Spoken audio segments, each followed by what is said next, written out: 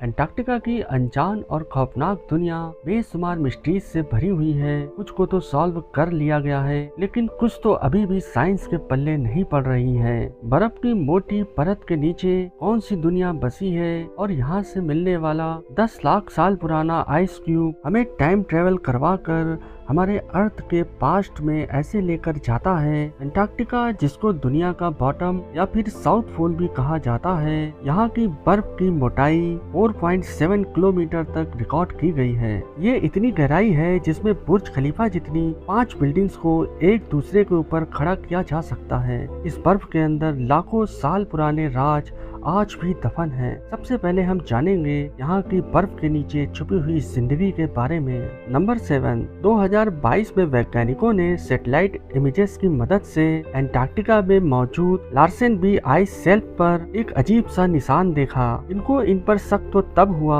जब क्रैक जैसा दिखने वाला निशान 2021 के बाद ली गई फोटो में ही देखा जा सकता था। उससे पहले ऐसा कोई भी निशान वहाँ पर मौजूद नहीं था। उन्होंने इस क्रैक को इन्वेस्टिगेट करने के लिए एक हॉट वाटर ड्रिल के आगे कैमरा लगाकर यहाँ सुराख करना शुरू किया। करीब 500 मीटर की गहराई में जाकर ड्रिल को रोकना पड़ गया, क्योंकि ड्रिल पर लगे कैमरा ने अंटार्कटिका के नीचे छुपी हुई एक अजीब दुनिया को रिकॉर्ड कर लिया था। उस बर्फ के नीचे एक सीक्रेट नदी बह रही थी। वहीं एक केव के अंदर हजारों लाखों एमपी पॉट्स मौजूद थे। एमपी पॉट्स की ये किस्म श्रिम्प, जिसे अक्सर झींगा भी कहा जाता है, उनसे काफी ज्यादा मिलती जुलती थी, जो ड्रिल के आने की वजह से बहुत ज्यादा एक्टिव नजर आ रही थी। पर सवाल ये है कि अंटार्कटिका में एक रिमोट आइस शेल्फ के 500 मीटर अंदर एमपी पॉट्स कहां से आए और ये जिंदा रहने के लिए क्या खाते थे।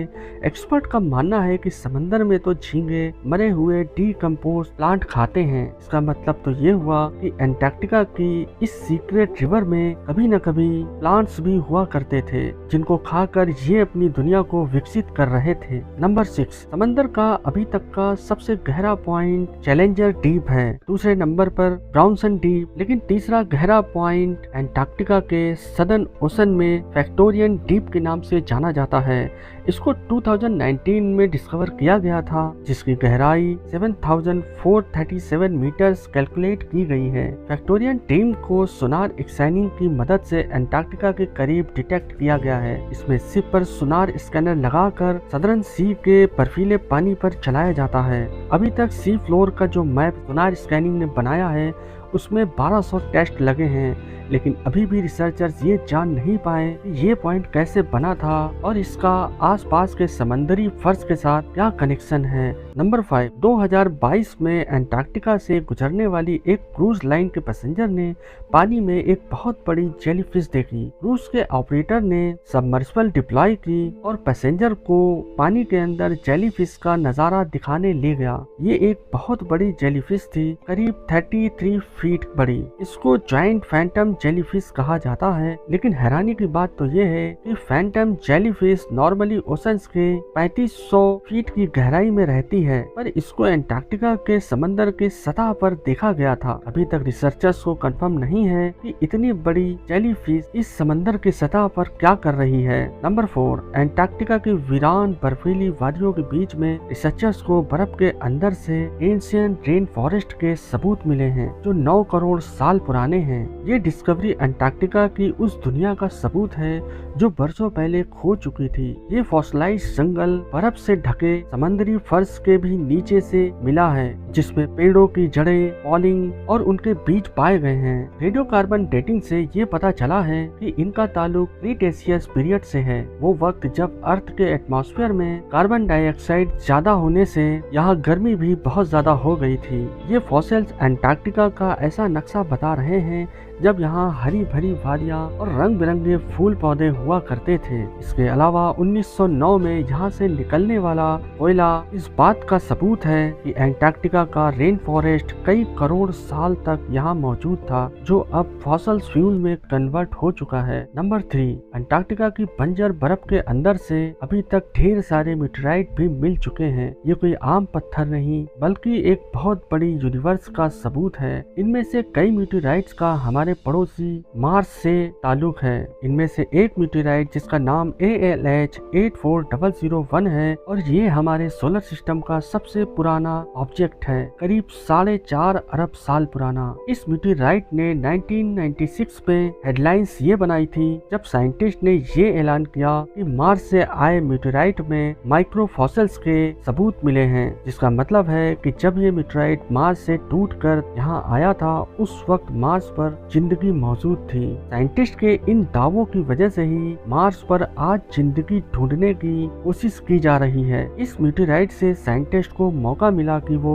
मार्स के एटमॉस्फेयर और वहाँ की वॉल्केनिक एक्टिविटीज पर रिसर्च कर सके। इसमें कुछ ऐसे मिनरल्स भी पाए गए हैं जो सिर्फ पानी में ही होते हैं, जो इस बात का सबूत है कि मार्स पर पहले बहुत ज्यादा पानी मौजूद था। नंबर 2, हम में से अक्सर लोगों के दिमाग में एक सवाल आता है कि साइंटिस्ट को अर्थ के पास्ट एटमॉस्फेयर के बारे में इतना एक्यूरेट कैसे पता चल जाता है। ये राज भी अंटार्कटिका की बर्फ के अंदर एंशिएंट आइस क्यूब में मौजूद है।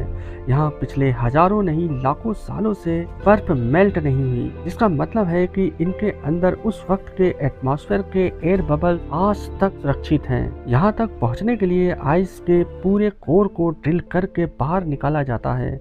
जितना गहरा कोर बाहर निकाला जाएगा उतना ही टाइम में पीछे जाना आसान होगा। बर्फ की हर लेयर के अंदर मौजूद एयर बबल्स हर एक साल की एटमॉस्फेरिक कंडीशन को महफूज रखकर बैठे हैं। ये एंशिएंट एयर बबल्स हैं जिनको हजारों लाखों सालों से कभी डिस्टर्ब नहीं किया गया।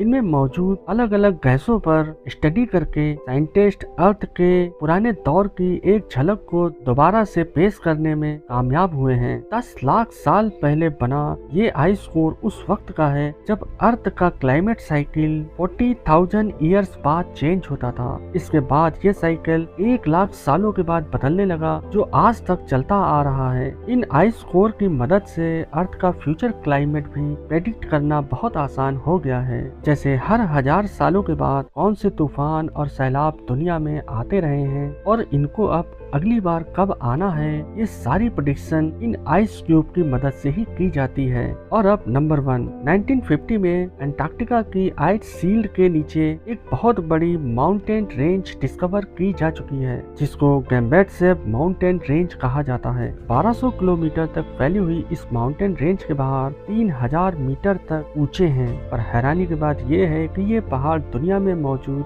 दूसरे पहाड़ों से काफी अलग है। नॉर्मली जिस एरिया में ये पहाड़ मौजूद हैं, इनको बहुत पुराना होना चाहिए, पर इनकी बनावट बता रही है कि ये इतने भी पुराने नहीं हैं। बर्फ के कई किलोमीटर नीचे इनकी मौजूदगी भी वैज्ञानिकों को परेशान कर रही है, क्योंकि पहाड़ ज्यादातर टेक्टोनिक प्लेट्स की मूवमेंट से बनते हैं, लेकिन अंटार्कटिका में ऐसी कोई भी मूवमेंट्स नहीं होती है। जिसका मतलब ये हुआ कि ये पहाड़ जमीन के अंदर मौजूद मैग्मा की उबलने की वजह से उभरे हैं, लेकिन अभी तक इस बात का वैज्ञानिकों के पास कोई सबूत नहीं है। तो दोस्तों, आज की इस वीडियो को यहीं खत्म करते हैं। मिलते हैं एक और ऐसी ही वीडियो में। तब तक के लिए आप लोग अपना और अपनों का ख्याल रखिएगा।